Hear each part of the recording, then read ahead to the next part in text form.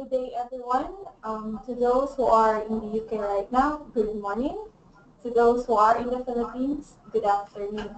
My name is Rona, and I am the project manager of the Chamber's Overseas Business Network Initiative.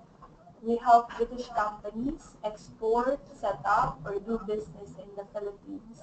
I welcome you all to today's webinar. Thanks for joining.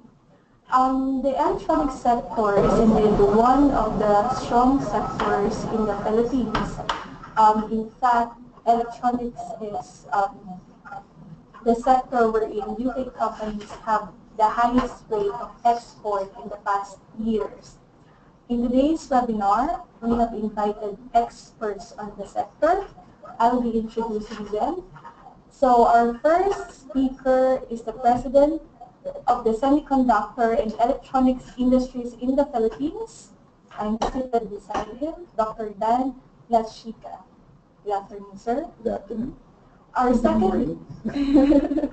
so our second speaker represents the public sector. We have the Director of the Manufacturing Industries Service, none other than Director Aries Cadatan. Good afternoon, ma'am. She'll be joining you in a bit. All right, so before I hand you over to Director Dan, just to let you know that after the presentation of the two speakers, there will be a question and answer portion. So I encourage you all to listen attentively and type on your screens, there's a box there, whatever question that you may have, and kindly specify to whom you would want to address the question. I also would like to mention that in October, specifically from the 4th to 6th, we have a trade mission. So anyone who is interested to find local partners in the Philippines is invited to join. All right, without much further ado, I'll hand you over now to our first speaker, Director Dan. Good morning, everyone. I'd like to talk about the opportunities in the Philippine electronics industry. Excuse me. And essentially, I'll follow this outline, the Philippine electronics industry today, the impact of the Philippine economy, and what we're looking at in the future for the industry itself, and something about SAPI, which is our industry association. Okay, in the 1970s, the electronics exports were nearly non-existent. In fact, it'll be in the others category at about 4%, but of late, especially recently in 2015, electronics occupies about 49% of the total country's exports. To put more flesh into that, the pie chart that you would see shows 72% in the semiconductor sector. And when I say semiconductors, essentially it would be in test, assembly, and packaging of integrated circuits. The remaining, the balance of that, which would be 18%, would be broken down into other subsectors, which we call EMS, or Electronics Manufacturing Services, and that would be in electronic data processing, control and instrumentation, office and equipment, consumer electronics, telecommunications, communication and radar, and medical instruments. And if you're looking at the screen on your right would be some of the major players in each of those sectors. What I have here would be the top 10 destination of Philippine electronics exports. And, you know, China would be the biggest at 13%. And Taiwan, actually, between Taiwan and China, you have almost 20%. And with Hong Kong, that's over 30% of the country's exports. Individually as a country, USA would be next at 12%. Excuse me, Japan at 13%, I should say, and USA at 12%. Now, as far as UK exports, UK, well, when we look at the Philippines Statistics Authority, UK is lumped with Northern Ireland, and it ranks 18th as the destination of Philippine electronics exports. Okay, for a total amount of $38 million or $39 million, of which, excuse me, the total export I would say is $39 million. You would see that in the, highlighted in yellow, of which $8.78 million or 22.54% would be in electronics. And the actual breakdown you can see for yourselves. The biggest component would be in components and devices, which would be the integrated circuits.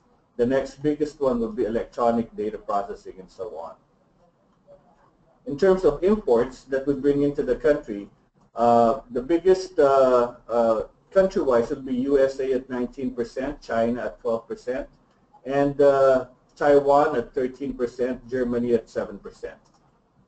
From the UK, we have a total of about $49 billion imported into the Philippines, of which $10.5 million or 21% are in the electronics components and products. Again, I've shown the breakdown of the components and devices occupying 18%, which is substantially the biggest import we have.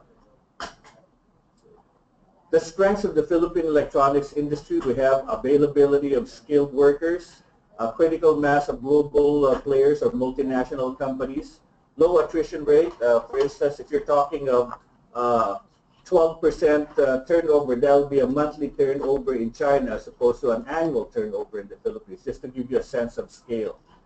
We have consistently good rating of the Philippines, absence of militant labor. We have abundant government support, and the strong presence of industry associations in private-public dialogue. Just to give you an example of the kind of support we have from the government, I've given here four examples. One is from the Department of Science and Technology. They have three departments there that support the industry, specifically for advanced device and materials testing, for product development center, and for IC design. There's also another agency called the TESDA, or Technical Education and Skills Authority, and they provide scholarships for operators. But of course, the lady sitting beside me is from the Board of Investments, and I will talk later about the kind of support that we're getting from BOI. The impact on the Philippine economy, what I have here, the blue chart on top shows the total Philippine exports, and the bottom one shows the exports without electronics. So basically, the electronics exports would be the difference between the top and the bottom lines. And for 2015, you take the difference of the two. That's about $30 billion that is accounted for by the electronics industry.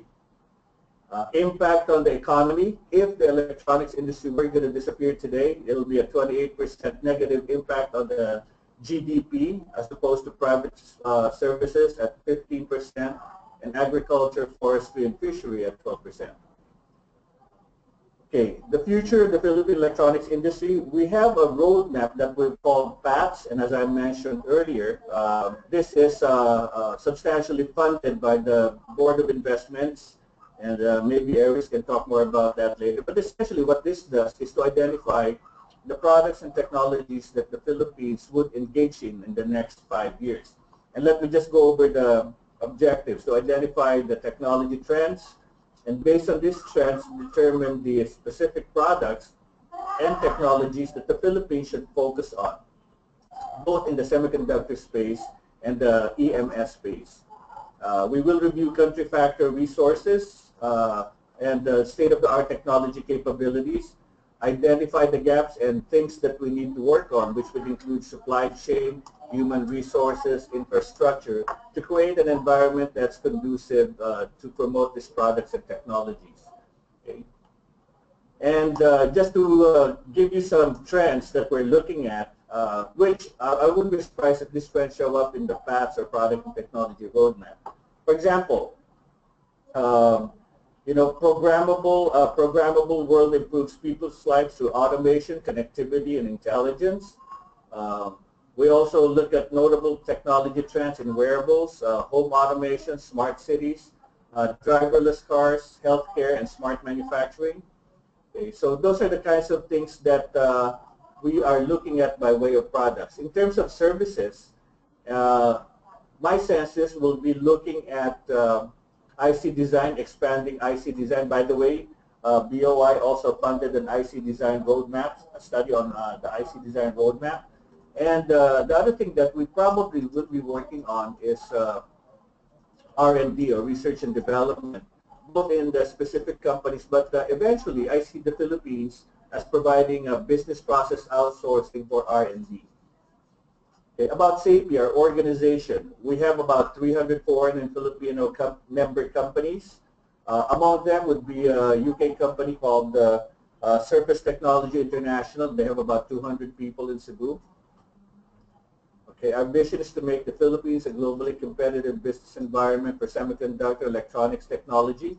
Our mission is captured by TRAINS, which would be standing for Training, Research and Development, Advocacy, Information, Networking, and Services. And our values are also captured by SAPI, Service, Excellence, Innovation, Promotion, and Integrity. Some of the events that we have online, unfortunately, this is still in 2017. We have our Philippine Semiconductor Electronics Convention and Exhibition that's going to be happening in June 2017. And we have a counterpart event in Cebu, which we call Cebu Semiconductor Electronics Convention Exhibition. This will be done July 27 to 28 in 2017. Okay, and that's about all I have. And if you have any questions, I'll be happy to field that when we do the Q&A section.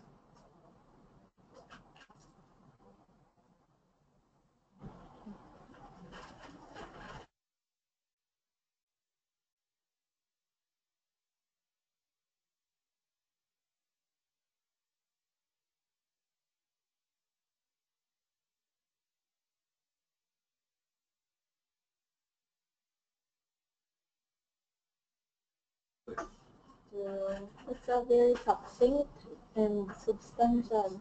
Good morning, ladies and gentlemen. Thank you for this opportunity to be part of this webinar organized by the British Chamber of Commerce of the Philippines. For my segment, I'd like to talk about some of the relevant programs and projects of support that government is extending to our partners in the Philippine electronics industry. Before I proceed, however, let me take this opportunity to introduce my agency, the Philippine Board of Investments, or BOI. We are an attached agency to the Department of Trade and Industry, and we are the premier investment promotion agency of government because our mandate extends beyond projects that apply with us for registration.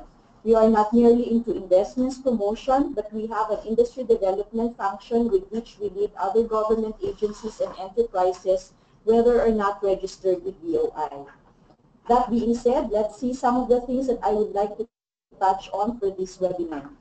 Since SAPI's Dr. Dan Lechicas already provided the overview of the Philippine electronics industry, I will just briefly mention again the significant contributions of the electronics industry in the Philippine economy, and then I will proceed on the DTI-BOI programs and other support provided by other government agencies to the industry. So the electronics industry is considered as one of the pillars of industrial growth in the country. It is the top export performer with a 49.3% share in the total Philippine exports. There was even a time when its share went as high as 70%. Electronics contributes 17.67% to total manufacturing gross value added, making it the second largest manufacturing sector in terms of gross value added in manufacturing. As big as it is, with all global and homegrown electronics firms operating in the Philippines, electronics has generated about 2.8 million direct and indirect employment as of 2015. And insofar as investments is concerned, FDIs in the country has reached over 80 billion pesos as of last year.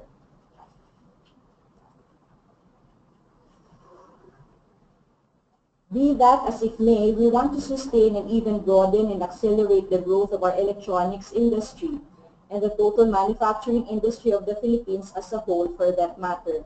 It is thus for this objective that BOI has embarked more aggressively on an industry development program, which is comprised of the Manufacturing Resurgence Program and the Industry Road Mapping Project.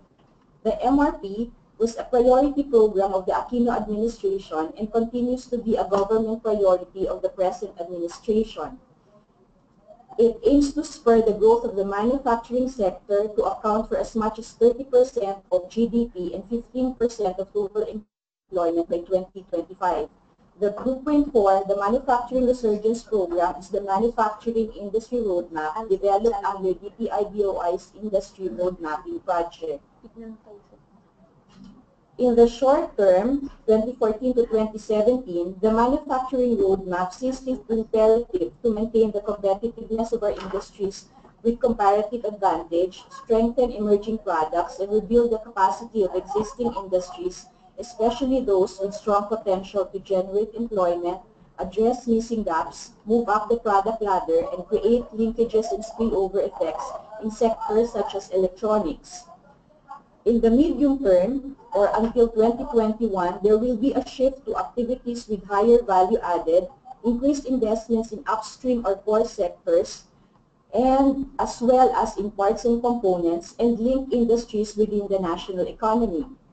In the long term, or by 2025, a globally competitive manufacturing industry with strong forward and backward linkages is envisioned as the Philippines plays a vital role in the regional and international production networks of electronics, automotive, garments, and food. Our target is for the country to serve as a hub for regional and global production networks.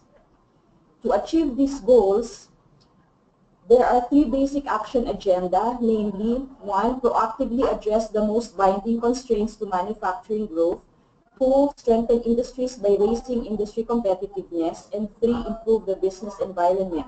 These actions are aimed towards vertical measures, horizontal measures, and coordination mechanisms. So, for instance, projects for horizontal and vertical measures on ease of doing business, human resource development, infrastructure, power, investment promotions, and SMB development through technology transfer and upgrade will enhance competitiveness of the country's manufacturing industry. A very important initiative undertaken under the auspices of the Manufacturing Resurgence Program is the issuance of Executive Order Number 182, the Comprehensive Automotive Resurgence Strategy, or CARS, which aims to scale up the manufacture of automotives in the Philippines by providing fiscal incentives to encourage car makers to increase localization of parts and components, including auto electronics. We now go to the Industry Road Mapping Project, which was initiated and facilitated by DTI-BOI. It was in early 2012 when the DTI-BOI called on the private sector to craft industry roadmaps to envision the future of their industries or sectors, identify short, medium, and long-term goals, identify gaps in their supply chains, and propose recommended policy reforms and actions to grow their industries.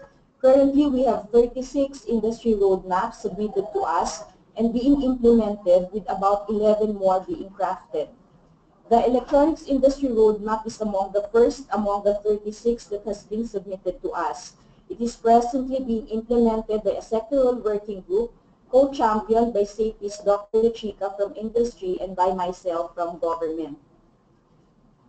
So the first version of the electronics industry roadmap presents two sets of targets under two different scenarios.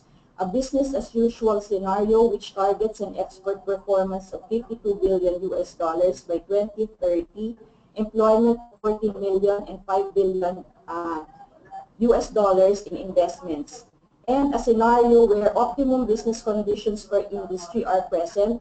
The aspiration of industry for exports is at $112 billion, employment at 24 million, and double the investments at $10 billion. To implement the roadmap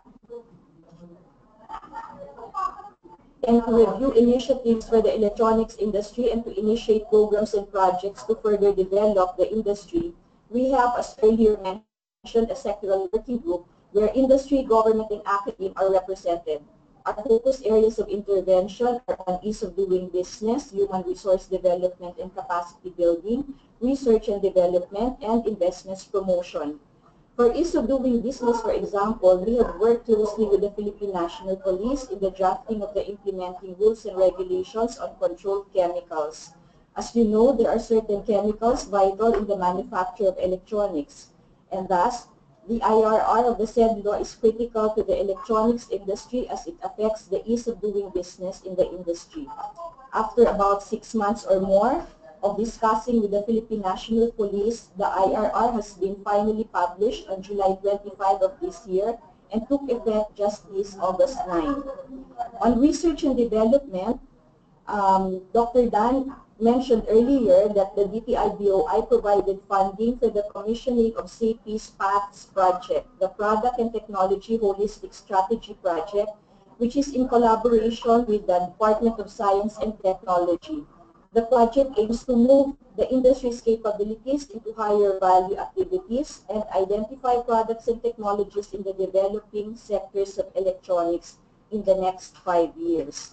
To date, the approval process at the DOST is ongoing, but we are optimistic that the study will commence within the year. On investments promotion, the latest activity we have is bringing the industry to Semicon Taiwan this first week of September. Semicon Taiwan is touted as the largest microelectronics event in Taiwan. For this event, we have a Philippine booth and will feature Philippine-based companies doing semiconductor manufacturing services, electronics manufacturing services, as well as IC design. A big part of BOI's work, and in fact the other half of the twin function of BOI, is of course investments promotion. As the lead investments promotion agency of the country, BOI is tasked to come up with the Investments Priorities Plan, or the IPP. The IPP is the country's basic policy document that enumerates the areas or sectors of the economy deemed as priorities of the state for investments and industry development. Every year, the BOI crafts the IPP in consultation with government agencies and the private sector. Instead of a new IPP that comes out annually, beginning 2014, we came up with a rolling 3-year IPP to ensure continuity, consistency, and predictability, factors considered by domestic and foreign investors. However, in order to improve the BOI's monitoring and assessment system, we will still be reviewing the 3-year period annually. The 2014 to 2016 IPP is currently in effect, and we are already in the process of drafting the 2017 to 2019 Investments Priorities Plan. Based on the list of specific economic activities in the IPP, fiscal incentives are granted to enterprises that venture into these priority areas, provided they qualify for certain criteria and fulfill the terms and conditions of their registration. The major fiscal incentives that is provided by the BOI is 4 to 6 years of income tax holiday, with 3 criteria for possible additional 3 bonus years. Let me underscore, though, that the maximum income tax holiday period is only up to 8 years. We also offer duty-free importation of capital equipment. Other investment promotion agencies have slightly different package. For the Philippine Economic Zone Authority, in which most electronics companies locate, they not only have the ITH, same as BOIs, but also the special income tax rate of 5% on gross income earned after the ITH regime. For Clark Development Corporation and the Subic Bay Metropolitan Authority, while both do not have the ITH incentive, their income tax-based incentive is the special tax rate of 5% on gross income earned. For PESA, Clark Development Corporation, and the Subic Bay Metropolitan Authority, they allow for tax and duty-exempt importation of capital equipment. Apart from administering incentives to investors, the BOI provides promotion and facilitation assistance to investors. So for investors that are in need of certain information to help them with their investment decisions, the International Investments Promotion Service of the BOI is at the forefront of providing information support, developing a customized visit program and investments briefing, as well as business matching for prospective investors. The BOI likewise facilitates business registration processes for investors, as BOI is at the helm of a network of investments promotion agencies and other government agencies to assist investors with their pre-operational business requirements and with compliance to requisites of local government units. As we handle the investors in their entry to the Philippines, we extend our service beyond the investment stage. Our aftercare service remains available to investors to quickly respond to any concerns that may arise in the course of business. BOI also will monitor and supervise the enterprises that are registered with us. Another government support for the electronics industry is trade promotion. DTI has the Export Management Bureau, which is the main trade promotion arm of DTI. For market access negotiations, however, we at the DOI, in collaboration with key government agencies, negotiate on free trade agreements. Some of the FTAs relevant to the electronics industry are the Expanded Information Technology Agreement Pool, which expands the list of IT products that will have zero tariffs starting 2017. We are currently working on its executive ratification to implement the tariff commitments under the agreement.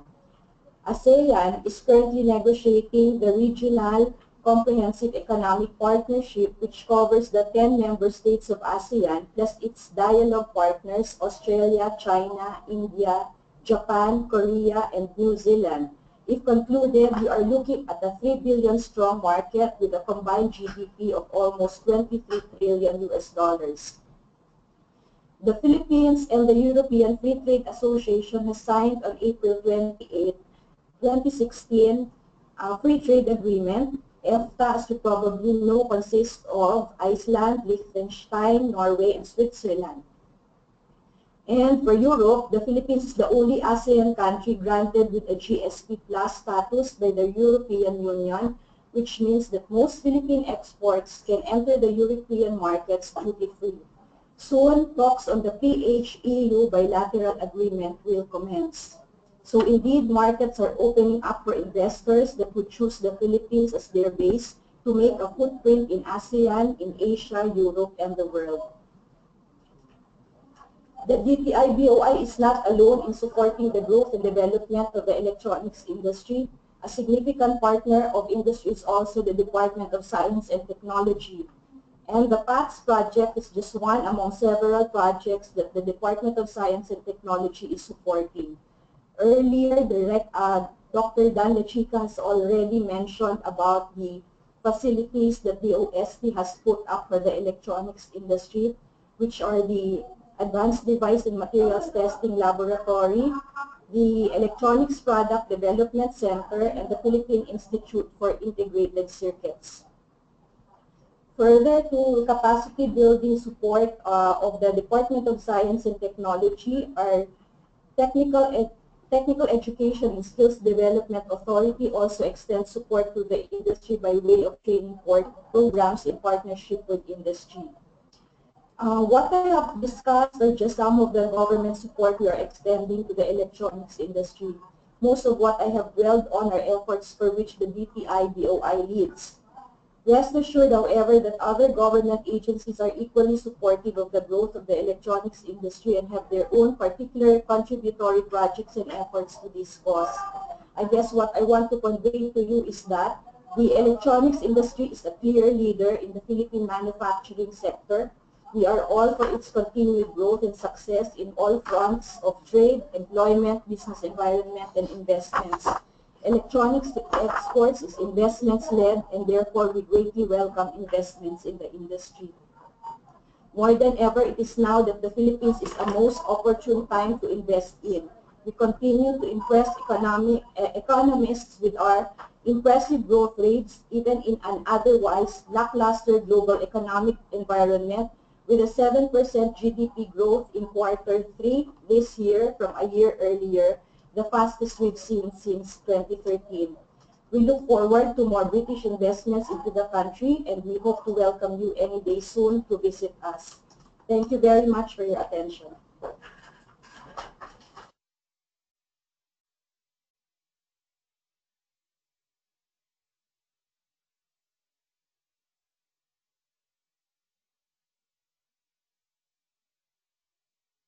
Thank you very much, Dr. Dan and Director Aries.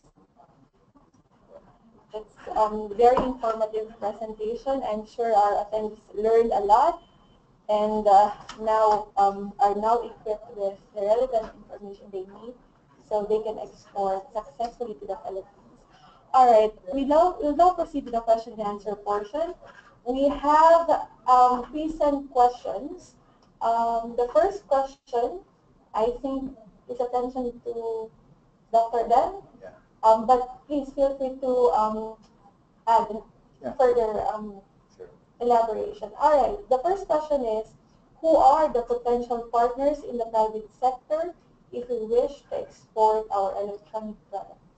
Okay, I guess my typical answer would be it depends, because essentially we need to know in what form do you want to export to the Philippines? Are you exporting finished products or sub-assemblies or assemblies? And by exporting, do you want to sell to the Philippine market, or do you want to assemble in the Philippine market to ship the ultimate end product to markets that Director Aries described, like having an ASEAN footprint, or to Japan, to China, to the US. So, but certainly we can help you. Our industry association can help you. If you describe the nature of your business model, we can help you find private partners. For instance, if you're looking for exporting finished goods, do you just ship it to the customers, or do you want to have your trading organization set up in the Philippines? And if so, do you want to partner with a local trading company?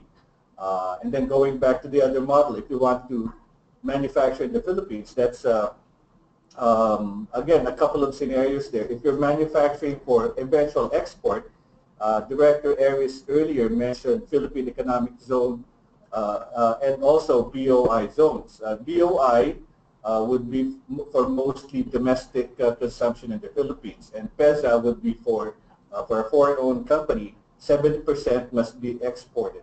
So again, if you can give me more specifics, we can certainly help you between Director Aries and myself. Take the appropriate direction, which would be applicable to the product, whether it's an assembly or a sub-assembly that you plan to export. All right, thank you very much, Dr. Dan. We will seek clarification regarding that question. And to the attendees, don't worry, we'll also send you the email addresses of our speakers. Yes. So that you can directly contact them should you have further questions. All right, our second question is for Director Aries. What are the basic processes in exporting electronic products to the Philippines? Okay. I think Dr. Dan with the experience in actually exporting can better answer that. In fact, there's a third question, and I'll read the third question. What incentives do UK companies get by exporting their products to the Philippines? This is related to my first response. We need to know, for example, going back to the first question, you want to export electronics products to the Philippines. For what purpose? Are they finished products for domestic consumption in the Philippines, or will they be sub-assemblies that will eventually be shipped to countries outside the Philippines or sold to the domestic market? Because the basic processes will be different. For example, I'll give an example. If you want to set up an operation in the Philippines, and essentially your parent company, the parent company in UK would ship sub-assemblies or parts to the Philippines, then those materials in an economic zone will be brought in tax-free. Okay, so that's that's what the Director Aries was describing earlier.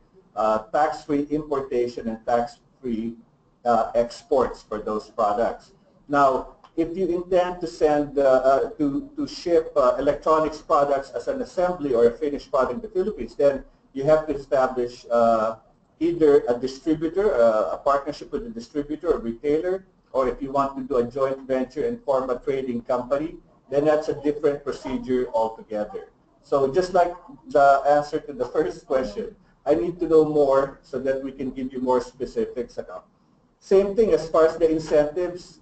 It's a range of incentives from, if you're going to be doing a sub-assembly operation here as opposed to selling the finished products. One thing that Director Aries mentioned would be the GSP+. Ironically, as of December 2014, the Philippines and EU signed this GSP+, which covers about 6,000 products duty-free, right? But since Brexit or whenever that will be triggered, I guess the opportunity really is to have a separate free trade agreement between the Philippines and the UK. And maybe it will even be more generous and more general than the GSP Plus with EU, but that remains to be seen. So again, if you could just give us more specifics, I'm sure we can give you, provide you the answers that would meet your needs. Just to add to that, I think the biggest incentive that UK companies get by exporting their products to the Philippines is actually accessing the 100 million strong market of the Philippines, and to add to that is the market that is opened up through the free trade agreements that we have entered into. Insofar as fiscal incentives are concerned, so if one is to sell to a locator of the Philippine Economic Zone Authority, then that can come in tax and duty free, but that will have to be exported out if that is part of the export of another export finished product. If it's going to be if it's going to be sold to the domestic market, the duty and the taxes will have to be paid, since that is the policy for economic zones. What we would like is what we would like to see, though, would be more of UK companies setting up in the Philippines, and for that we can offer you the set of incentives that I have earlier discussed, and by making the Philippines as your destination or your location, then I think a lot of competitiveness can be reached by your companies, and you are able to access the FTA markets. And I'll also add to that, if you do decide to set up either your own operation or a joint venture, then we can also help you if you give us information of the kind of product, the nature of the company you'd like to partner with, relationships with banks, etc. We can help you work those angles. All right, thank you so much for those useful information. And just to add, Dr. Tan mentioned about the different market entry routes, i.e. tying up with a distributor, a joint venture, or setting up your own office here. Just to mention that the British Chamber offers business support services for UK companies. We provide market introduction, business-to-business matching. We can link you with the top decision makers in the country, the key business players, sector players. We will send more information regarding that in the next few days. For now, I think we don't have any more questions. All right, so those are our questions. Thank you very much, Dr. Dan and Director Aries. Thank you so much for your time. Before we end the webinar, once again, I'd like to mention that there's a trade mission, a cross-sector trade mission on October 4, 5, and 6. Interested UK companies may register, and there's a 40% discount on the participation fee. They register on or before September 10th. We will send more information regarding that to all attendees after the webinar. Thank you all for attending, and we hope to see you again in our future events. Our next webinar is in next month, focusing on pharmaceutica. So we hope to catch you up there. Have a lovely day. Have a great day. Have a great afternoon. Thank you. Thank Okay. you.